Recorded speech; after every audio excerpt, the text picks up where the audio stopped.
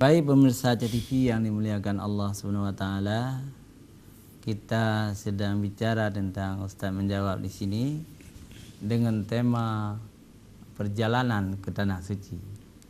Ini dalam rangka tahniah, mengucapkan selamat kepada semua jemaah haji yang akan berangkat ke tanah suci. Baik, kita dengar dulu sebuah puisi dari Bob Amirullah. Silakan. Pertama, melihat Ka'bah, karya Amir Hamzah. Allah, Allah, subhanallah. Dari pintu Babus Salam aku melihat Ka'bah yang hitam dan agung. Tak terasa air mata mengalir, membasah wajah haru dan bahagia, menangis di taman syurga. Allah, Allah, subhanallah. Maha suci engkau yang sudah mengantarkan hamba ke rumahmu yang mulia. Bismillah, aku masuk dan mendekat. Rindu menatap kiblat yang dalam salat. Aku rindu mencium Hajarul Aswad dan mendekap erat-erat. Allah, Allah, subhanallah. Aku bahagia bertawaf keliling Ka'bah hingga putaran keempat. Aku mendekap Hajarul Aswad. Allahu Ahad, Allahu Samad, nikmatnya tiada tara. Ya, Allahu Akbar. Inilah sebuah pengalaman saya ketika menunaikan ibadah haji tahun 2000 dulu. Ketika itu usia saya pas 40 tahun, ya. Dan saya menunaikan ibadah haji atas Haji Abidi, atas biaya dinas, gitu ya. Karena saya penceramah muda waktu itu di Mesir Raya, saya mendapat haji dari pemerintah. Alhamdulillah, bahagia sekali saya waktu itu. Pemirsa TV, kebahagiaan itu bukan milik saya saja, juga milik semua orang yang telah melihat Ka'bah. Seperti Abi Husaini, tahun lalu beliau umrah ke tanah suci. Beliau mungkin punya kesan tersendiri ketika bertawaf atau melihat Ka'bah. Kita tanya sekarang sama beliau, bagaimana perasaan Nabi ketika melihat Ka'bah pertama kali? Jadi kalau pengalaman saya, Ustaz, kehendak Allah saya berangkat sana. Kehendak Allah memang. Sampai melihat masuk pintu pertama tengok Kaabah tu, seolah saya Abi itu bukan di dunia lagi, betul lah. Jadi air mata jatuh sendiri. Iya. Jatuh sendiri. Itu begitulah. Apakah termasuk saya termasuk umrah mabrur itu orang tahu. Tapi yang saya bagi saya sendiri, tak tahu saya bilang lah. Iya. Betul lah. Kemudian kesimpulannya seolah saya bukan di dunia lagi. Begitulah perasaan saya. Itulah. Iya. Itu ringkasnya Ustaz. Iya, bagus sekali. Kalau yang lain-lain itu panjang kalau saya ceritakan. Memang walaupun sekeras batu pun hati manusia, ya. Kalau melihat Ka'bah itu pasti meleleh, ya. Pasti menangis. Pasti merasa dirinya seperti debu. Allah Maha Besar, ya. Allah Maha Suci, dirinya itu kecil. Walaupun setelah pulang haji kadang-kadang kita kembali berdosa. Tetapi ketika kita melihat Ka'bah pertama kali, kita betul-betul luluh, runyu, bahasa aja runyu. Nyala ilo bahasa, hanu apa kali? Itu. Hanu apa kali? Seolah kena dia. Iya, luar biasa memang. Biasa orang kalau tengok gambarnya, tapi langsung tengok dia jauh-jauh. Tak tahu. Jadi sudah ada SMS ini Abi. Ya. Tapi sebelum SMS mungkin ada dari Abi. Begini Abi. Ini saya ini jangan, ini bukan, ini kenyataan Ustaz ya. Kadang-kadang orang pergi haji itu walaupun tunggu-tunggu lama mengatakan, tapi entah tak tahulah. Orang pergi haji kadang-kadang orang di sekelilingnya tak tahu apa-apa dia. Tak tahu fikir apa-apa, dan pergi naik haji dia. Apakah haji itu tidak sah? Kerana aku bilang tu tidak sah. Tidak open orang sebelah rumah mana. Tapi ada yang saya kenal, tidak open keadaan. Bahkan pulang haji dia pertama kelas debung lewat Aceh. Banyak. Bahkan kalau korupsi itu berapa? Tak tahu dia bilang tu lah. Ya. Ustaz tahu sendiri. Kadang-kadang pulang sana, itulah seperti saya bilang tadi. Bagaimana hukumnya Ustaz tu? Begini, seseorang itu sudah naik haji, ya. Haji berkali-kali itu kadang-kadang. ada istilahnya haji mabrur atau yang disebut juga haji makbul. Ada juga yang disebut haji mardud, ya, haji yang ditolak, tidak diterima. Ya. Tetapi kita tidak punya hak untuk mengklaim Ya. seseorang itu, oh dia itu mardud, ditolak hajinya. Ya, betul. Nggak boleh. Dan kita juga tidak boleh ria, tidak boleh merasa haji kita yang mabrur. Ya. Itu juga sudah ria. Ya, jelas juga. Yang jelas diterima atau tidak itu urusan Allah Subhanahu wa taala. Bisa jadi Allah menerima haji orang-orang kecil, buruh kasar. Boleh juga Allah punya hak menolak haji pimpinan dayah misalnya, pimpinan pesantren, pimpinan macam-macam. Tapi tanda-tanda ada. Kalau tanda-tanda betul ada. Kalau haji mabrur itu pulang dari haji, orang itu lebih baik, Ya, lebih suka beramal saleh, ya, membantu fakir miskin, bersedekah dan sebagainya. Juga yang lebih penting adalah meramaikan masjid Allah. Ya, betul. Sebaliknya orang-orang yang haji mardud, haji yang ditolak oleh Allah, juga ada tanda-tandanya. Misalnya mereka lebih jauh dengan agama, justru turut kembali pekerjaan-pekerjaan yang dilarang oleh Allah, dari segi mu'en bate, mu'en kartu, Dan lain-lain. dan lain-lain. Atau kalau yang perempuan itu sudah naik haji tapi tidak berjilbab, Nggak berubah. nggak berubah. Nggak ada Kau tok anak menjilbab lah. Yan, oh kau putih rupanya gitu mi oleh ibu-ibu. Anak getero keramati mentang buka oleh. Itu bagaimana tu Ustaz tu? Itu ciri-ciri haji mardud. Madu ciri-ciri. Ya boleh kita bilang seseorang ya. Mardud. Ciri-ciri. Haji yang ditolak oleh Allah, tidak diterima. Kalau bahasa dulu, ya, saya tidak tahu di mana kita rujuk. Di mana kita rujuk, kitab mana? Nggak ada kitab itu kan. Ada istilah nyan haji jihui li cetan. Ya, yang diterima bukan haji panggilan Allah atau panggilan Nabi Ibrahim. Ya, Kalau meninggal di sana panggilan malaikat gitu kan. Tapi itu tempat rujuknya kita nggak tahu di mana. Yang jelas kalau haji mardud itu ada tempat rujuknya hadis Rasulullah juga tuh ya. Kalau haji mabrur juga hadis Rasulullah ya. Al hajil mabrur laisal jaza illal jannah. Haji mabrur itu tidak ada balasannya kecuali surga. Surga Allah Subhanahu wa taala. Baik pemirsa TV yang dimuliakan oleh Allah, kita ingin membaca satu SMS dari Ibu Asma yang sudah masuk tadi saya lihat. Budaya.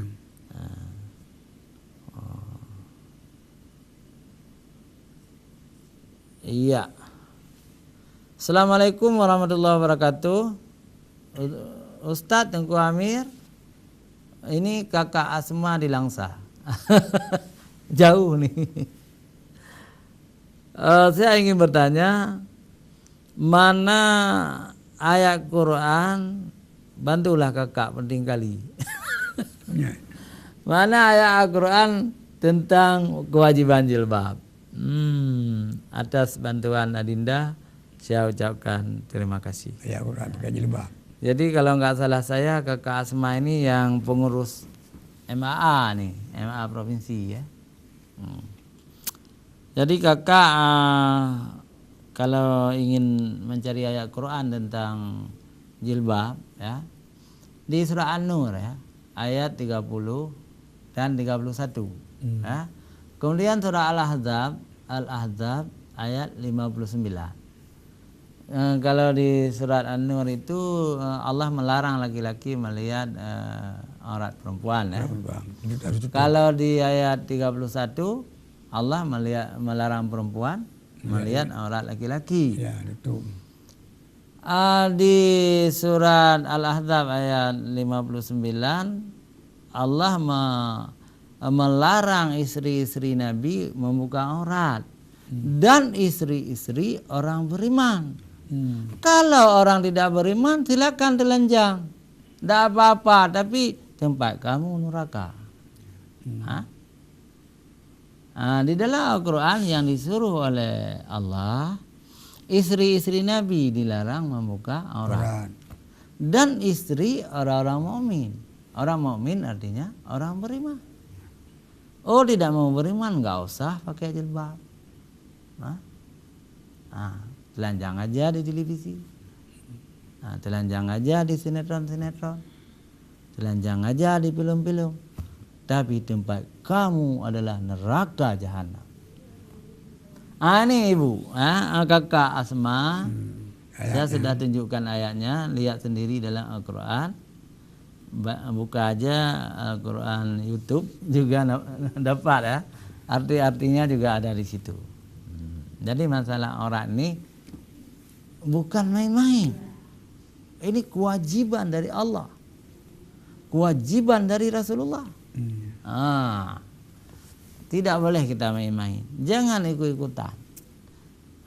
Kalau kita ikut orang kafir, kita bagian dari orang itu.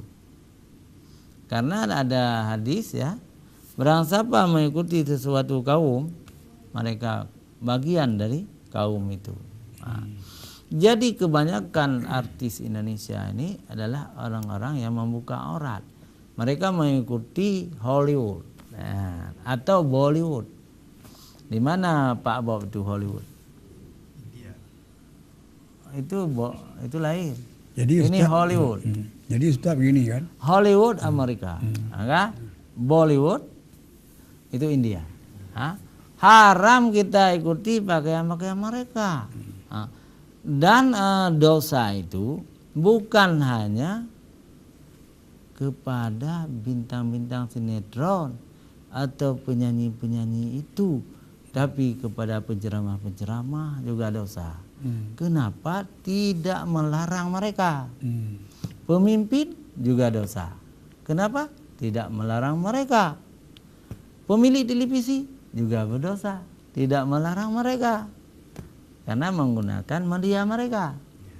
Jadi kalau orang tahu agama, orang tidak mau menjadi ketua MUI, nggak mau karena tidak amal ma'ruf nahi mungkar. Bukan ketua MUI kita menjilat-jilat saja, bukan. Menyenangkan orang lain tanpa amal ma'ruf nahi mungkar. Itu akan berdosa juga mereka itu. Lihatlah yang benar itu MPU Aceh. MPU Aceh telah melaksanakan perintah Allah. Seluruh rakyatnya di Aceh itu disuruh berjilbab. Oh, ada 1-2 orang tidak mau, MPU Aceh tidak lagi berdosa. Tapi MPU lain, maksud saya MUI masih ada utangnya dengan Allah karena belum melaksanakan perintah Allah. Pemerintah, misalnya Menteri Penerangan atau Presiden, juga masih berdosa, belum mengajak rakyatnya ke surga, masih membiarkan rakyatnya kalau dangdut itu naudzubillah pakaiannya, naudzubillah. Seolah-olah Indonesia ini bukan Pancasilais, seolah-olah negeri ini negeri komunis. Kalau kita melihat pakaian penyanyi-penyanyi kita di televisi, Islam sangat tidak sependapat seperti itu. Islam ini agama Allah. Dalam agama Allah tidak boleh kita membuka aurat. Baik, terima kasih kepada kakak Asma di Langsa. Ya. Ini berada di Langsa, padahal kakak ini kan penduduk Banda Aceh. Ya, tinggal Langsa. Enggak ada kegiatannya mungkin ke sana ya. Pergi ke sana. Ada lagi nih Ustaz? Belum ada, coba tanya Abi. Kalau tidak ada begini Ustaz. Misalnya orang naik haji mampu. Siapa kita menaikkan haji orang yang mampu. Ini orang tidak mampu tapi naik haji. Contoh. Saya. Tidak, contoh sebenarnya haji bukan tapi mampu. Ada juga haji Abidin mampu. Ini dia mampu. Orang miskin. Nah, rasa saya pergi haji. Macam mana hukumnya Ustaz ya? Iya, itulah. Haji rezeki katanya. Ada pepatah kan. Banyak jalan menuju Mekah. Ah, betul. gitu kan? Bagaimana bahasa Inggrisnya? Hah? Banyak jalan menuju Roma itu dari pepatah itu ya. Ya. Menjadi banyak jalan. Jadi Artinya kehendak Allah ini. kalau sudah dipanggil oleh Allah untuk menunaikan ibadah haji, Allah bisa memanggil siapa saja dan lewat siapa saja. Ya. Hajinya sah. Misalnya perusahaan Kristen misalnya, perusahaan Hindu, Buddha, seperti ini. Itu analisa medan itu diterbitkan oleh orang-orang non-Islam, orang Cina. Kompas lagi. Di analisa medan itu dikatakan siapa yang baik kerja tahun ini akan saya bawa, akan kami kirim ke haji, menunaikan ibadah haji. Setahun 2 orang. Yang terkejut kita, tukang parkirnya yang diambil. Kenapa diambil tukang parkirnya? Ada tim yang menilai disiplin, kerja keras, taat, ada sembahyang. Jadi ketika seorang Ridwan namanya itu orang Aceh besar, cuma tukang parkir di kantor analisa tahun 2005, Ridwan ini diumumkan dia naik haji pingsan ya. Pingsan karena rumah sewa, gaji sedikit. Jadi itulah rahmat Allah. Ya. Kalau Allah memanggil, orang miskin pun bisa sampai ke tanah suci. Tetapi kalau Allah tidak memanggil, betapa banyak orang-orang kaya tidak naik haji, tidak sampai ke tanah suci, mati tidak naik haji. Kalau cita-citanya ada, Allah akan mengampuni dosanya. Tetapi kalau orang kaya itu tidak punya cita-cita sedikit pun untuk menunaikan ibadah haji, bahkan menganggap menunaikan ibadah haji hanya menghabiskan uang saja, orang kaya tersebut akan masuk neraka. Ya. Ini dari SMS ini sudah ada. Barangkali Bob Amirullah juga ingin bertanya satu, silakan. Kalau ada pertanyaan. Ini banyak yang kita lihat Ustaz. Ada orang misalnya pulang haji. Ya. Katakanlah dia punya kemampuan yang tinggi. Ya. Sesudah pulang kita tengok tidak berubah sikap dan tingkah lakunya dalam keseharian dia. Padahal yang dituntut dari ibadah haji itu kan paling kurang berubah sikap dia. Seperti kita bilang juga. Bagaimana itu? Ya, itu harus kita kembalikan kepada yang pernah kita katakan tadi. Ada haji mardud, haji yang ditolak oleh Allah Subhanahu Wa Taala, tidak diterima. Kalau kita cari sebab-sebab ada 4 ya. Yang pertama, ONH-nya itu dari yang haram. Ongkos naik haji itu dari yang haram. Maka Allah menolak haji orang itu. Yang kedua, niat. Tujuan orang itu naik haji bukan mencari ridha Allah, tetapi mereka naik haji mungkin ingin mendapat gelar H. Ingin menjalankan diri supaya ada gelar ya. Tapi gaji. Nah, itu biasa ditolak juga oleh Allah. Yang ketiga, tidak punya ilmu tentang haji sedikit pun, hanya taklid semata-mata. Bagaimana yang disebut dengan tawaf enggak tahu dia, sa'i tidak tahu, wukuf tidak tahu, lempar jumrah pun tidak tahu, ikut-ikutan maka tidak teresap ke dalam imannya itu. Dia menganggap menunaikan ibadah haji itu sebagai wisata. Yang ketiga ya. Yang keempat, jadi orang ini memang sejak awal memang tidak ikhlas tadi ya. Tidak ikhlas. Jadi ada 3 lah yang kuat itu. Alasan mardud, ditolak oleh Allah SWT. Mudah-mudahan janganlah ada di antara kita menyebabkan kita mardud ya. Tapi bukan juga simsalabim ya. Simsalabim maksudnya begini. Orang umat atau orang yang tidak menunaikan ibadah haji sangat mengharap kita berubah 100%, itu tidak mungkin. Misalnya setelah pulang haji kita selalu berzikir di dalam musala atau di masjid, tidak lagi kemana-mana, tidak nonton TV lagi, pakai surban, jenggot, itu tidak mungkin serta merta. Apalagi ada paham yang berbeda di antara mazhab ini, di antara kita ini ya. Misalnya begini, ada pendapat kalau kita orang Indonesia ya, pakaian kita lah pakaian biasa, celana panjang, baju kebaya seperti ini ya, baju batik gitu kan. Tapi ada orang yang berpendapat kalau sudah kita naik haji harus pakai peci putih selalu kan, harus pakai surban, jubah panjang. Jadi karena ada berbeda pendapat, maka kita juga lihat tidak harus. Siapa yang mau pakai jubah silakan, siapa yang mau pakai peci putih silakan. Siapa yang tidak juga jangan dianggap hajinya tidak mabrur. Itu jadi fitnah. Karena ada juga orang Ustaz begini, ada orang mengatakan apa itu umrah? Bagaimana orang mengatakan umrah? Umrah itu kan wisata yang melancong. Ya, bagaimana hukum yang mengatakan orang itu?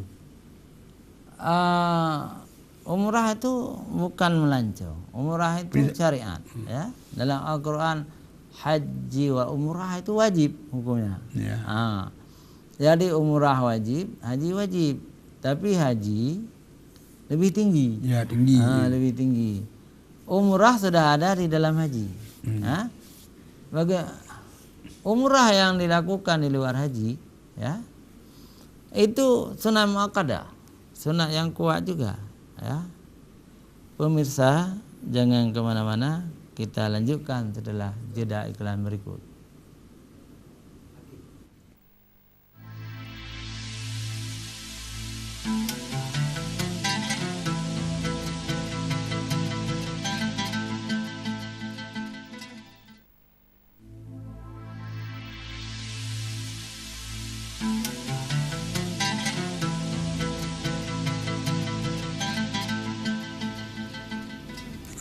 Baik pemirsa TV yang dirahmati Allah Subhanahu wa taala, kita ingin mengambil kesimpulan dulu, ada waktu 3 menit lagi. Yang pertama, kami seluruh warga besar Aceh TV, keluarga besar Aceh TV senang dan mengucapkan selamat kepada para jamaah yang akan berangkat ke tanah suci. Yang kedua, kita berdoa ya, semoga mereka itu haji mabrur. Ya. Dan yang ketiga, mudah-mudahan Aceh TV selalu bersama kita dalam menyiarkan dakwah Islamiyah. Mari kita tutup acara ini dengan doa. A'udzubillahi minasyaitonirrajim. Bismillahirrahmanirrahim. Alhamdulillahirabbil alamin hamdan namahu wa yukafi'u mazidah. Ya Rabbana lakal hamdu kama yanbaghi lil jalali wajhikal karimi wa azimi sultanik.